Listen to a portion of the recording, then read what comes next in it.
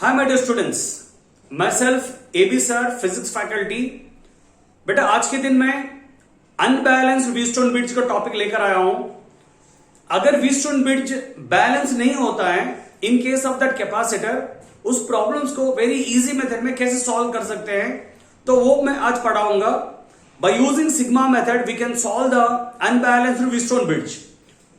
Late us take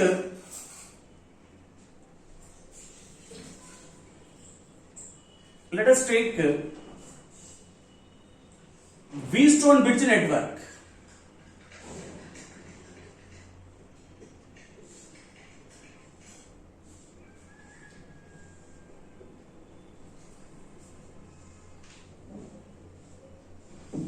एक Wheatstone bridge network है,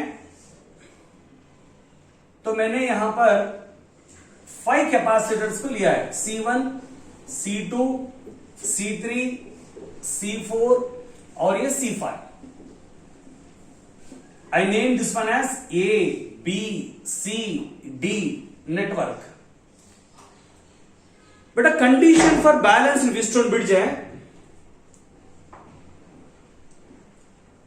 condition for balanced Wheatstone bridge C1 by C2 is equal to C3 by C4. That means C1 by C2 is equal to C3 by C4. अगर Wheatstone bridge balanced Wheatstone bridge है तो easily we can solve. अगर unbalanced Wheatstone bridge रहा तो उसको कैसे solve करते हैं? Condition for unbalanced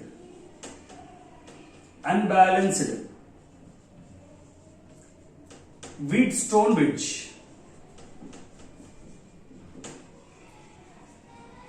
C1 by C2 is not equal to C3 by C4. Condition for unbalanced Wheatstone bridge है C1 by C2 is not equal to C3 by C4. ये Wheatstone bridge network देखते ही हमें पता चलेगा कि ये balanced Wheatstone bridge है कि अनबैलेंस्ड व्हीटस्टोन ब्रिज है। Now let us take one problem. एक प्रॉब्लम लेंगे हम, समझ में आएगा। 1 माइक्रोफैरेड, 2 माइक्रोफैरेड, 3 माइक्रोफैरेड, 4 माइक्रोफैरेड और ये 5 माइक्रोफैरेड। ओके ना? ऐसा मैंने 5 कैपेसिटर्स को लिया है। अब चेक करेंगे कि बैलेंस्ड व्हीटस्टोन ब्रिज है क्या अनबैलेंस्ड है। C1 by C2 is equal to C3 by C4 होता है क्या नहीं होता है, चेक करेंगे। C1 के प्लेस में मैं लिया 1 और C2 के प्लेस में मैंने लिया 2, C3 के प्लेस में मैंने लिया 3, C4 के प्लेस में मैंने लिया 4। That means 1 by 2 is not equal to 3 by 4। That means ये बैलेंस्ड नहीं है, ये condition for unbalanced Wheatstone bridge है। अब ये अनबैलेंस्ड व्हीटस्टोन ब्रिज रहा तो इसको कैसे सॉल्व कर सकते हैं? How to solve this one? मैंने बताया था आपको सिग्मा मेथड से सॉल्व कर सकते हैं। सिग्मा मेथड बोले तो आपको एक सिग्मा ड्रॉ करना पड़ेगा। जो मैथमेटिक्स में हम सिग्मा यूज करते हैं उसको यहां पर ड्रॉ करना पड़ेगा। Let us take sigma method. Sigma method, ये सिग्मा मेथड होता क्या है? देखो एक बार, मेरा एम है इफेक्टिव कैपेसिटेंस बिटवीन AC को निकालना। AC इज इक्वल टू, बेटा जैसे सिग्मा जाता है वैसा तुम्हें वैल्यूज लेना पड़ेगा। देखो यहां से यहां तक सिग्मा जा रहा है तो C1 C2 प्लस और इसका प्रोडक्ट C1 C5, इसका product C5 C3, C5 C3, उसके बाद यहां से लेकर यहां तक C3 C4, उसके बाद यहां देखो बेटा, यहां एक V दिखेगा आपको, V, इसको फॉलो करो।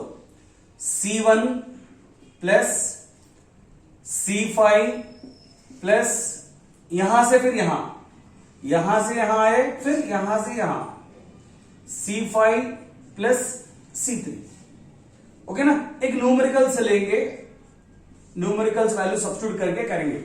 1 माइक्रोफैरड, 2 माइक्रोफैरड, 3 माइक्रोफैरड, 4, 5, इसको पुट करेंगे। 1 बोले तो C1 बोले तो 1, C2 का वैल्यू दिया गया है 2 plus next C1 C5 1 into 5 plus C5 C3 5 3, उसके बाद C3 C4 3 4 divided by 1 plus 5 1 plus 5 plus 5 plus 3 5 plus 3